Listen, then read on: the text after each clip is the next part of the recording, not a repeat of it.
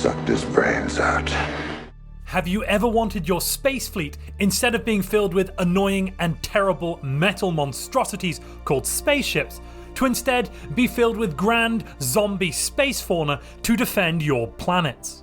Well, as of patch 3.6, we will be able to do just that. We've got a brand new civic incoming, a brand new government type, the parasitic overmind, and brand new zombie Leviathans. All of that today and more as we dive into Stellaris Developer Diary 276. First, let's look at the new parasitic overmind government type. This is a government type available to only hive mind empires. Instead of relying on self-replication, this consciousness prefers to take possession of living hosts in order to reproduce.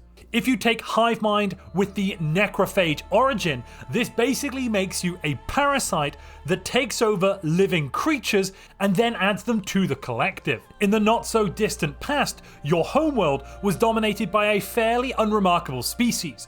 To all onlookers, they would have seemed to be following a standard meandering course of development, with occasionally rapid periods of innovation interspersed with much longer periods of seemingly insurmountable setbacks. However, unbeknownst to them, their planet was home to a second intelligent species, the overmind. For millennia, the overmind remained undetected by the planet's proprietors, little more than vague rumours of terrors in the night. The overmind was a fairy tale told only to scare misbehaving juveniles, but they were wrong to discount them. As the rate of technological progress quickened, so too did the overmind's infiltration into their society. Finally, the overmind was ready. The superiority of their collective consciousness became clear as they ruthlessly took control of the planet. Their precursors were then reduced to subservience and gradual absorption into the collective. Now armed with the recently discovered secrets of FTL travel, they are ready to take to the stars and remake all species of the galaxy in their likeness. You'll then start the game with 6 of your regular species as livestock or necrophytes, as well as a whole host of your now dominant altered species. And this all brings us to the new civic Cordyceptic Drones. If you've been following how Iggy the developer made permanent employment, you would know that he wants all of these different reanimation civics to have access to Leviathan reanimation features while still having unique gameplay. Cordyceptics follows this trend by having hives with a much more biological reanimation method. Cordyceptic Drones lets you start the game with 3 reanimated amoebas. Additionally, any defeated organic space fauna are automatically reanimated. Defeated organic Leviathans can also be sometimes resurrected. All space fauna weapons will deal 50% additional damage and have an additional plus 50% attack speed, making these reanimated amoebas actually relatively powerful. You now have highly specialized drones capable of infecting simple hosts and issuing rudimentary commands.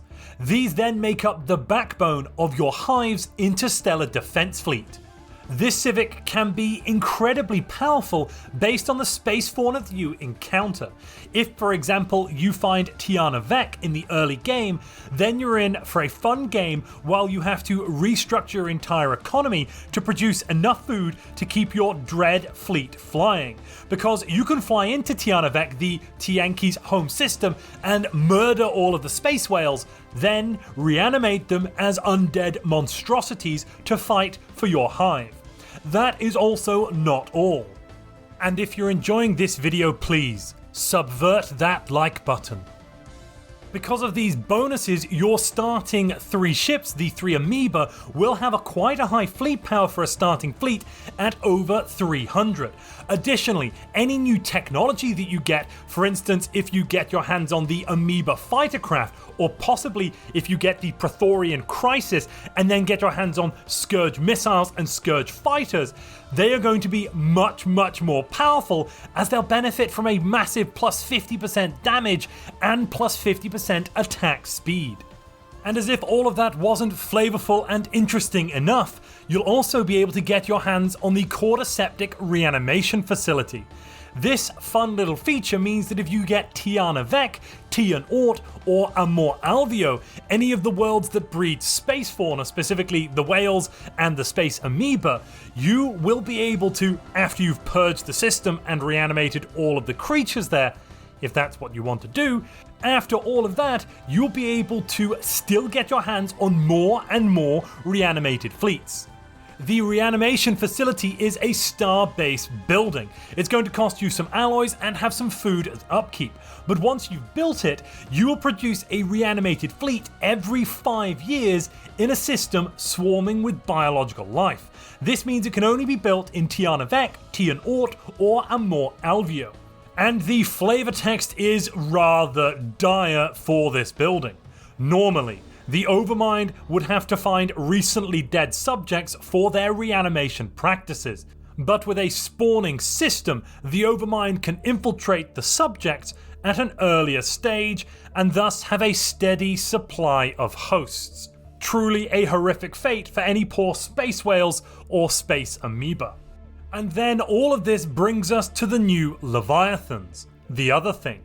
Back when Eladrin, the game director, and Iggy first introduced reanimatable Leviathans for 3.1 Lem, there was one piece of feedback that they kept hearing internally. Will the Leviathans actually look like zombies?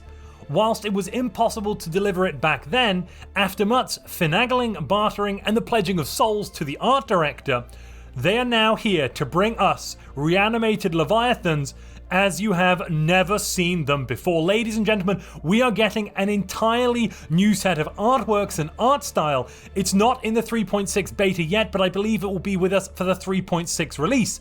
But every single reanimated Leviathan will look drastically different when we compare it to its regular living counterpart. Apparently, we have to give a big hand and a big thank you for the cooperation of each discipline within the art team for the beautiful new concept art, new shaders, and breathtaking VFX we are now going to be getting in the game. These reanimated Leviathans you can see now, we've got the Drake, the Voidspawn, and the Amoeba.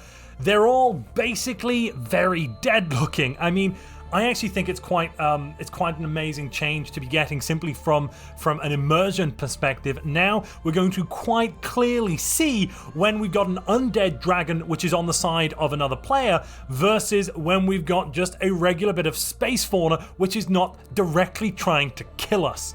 The Voidspawn in particular, with those veins flowing out all the way into the wings, I think looks really, really cool. And that then leaves this dev diary with a final question. What is next for the reanimators? According to Izzy, eventually, machines will also repurpose dead organic matter. Eventually. I don't know exactly what we're going to be seeing there. I assume that we won't see the ability to get undead armies. I'm guessing that's going to be more of an economic change, that sort of thing. For example, here we don't have undead armies on the ground with this new Cordyceptic civic. We have undead ships. Of course, all of these 3 civics we've currently got for reanimation all allow you to resurrect Leviathan, so I have to assume the machine reanimation civic will do that too, but I'm really glad we're going to be getting the completeness across all the different play styles, allowing reanimators to be included, whichever type of government you might have. In order to get your hands on this, you'll probably need to get the Necroids or Necrophage, I forget what the name of it is, DLC, because that's where the reanimation civics generally come from.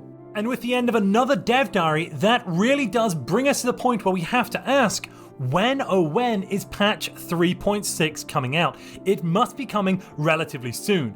According to the schedule, I'm pretty sure we're due for it in December. Whether that's the beginning of December or the end of December, I simply don't know, but I am very much looking forward to it going live properly outside of just being in the beta. If you'd like to find out more about what's coming with patch 3.6, specifically more information on the Leviathan traits you can harvest from Leviathans and put into your pops now, click the video on screen now.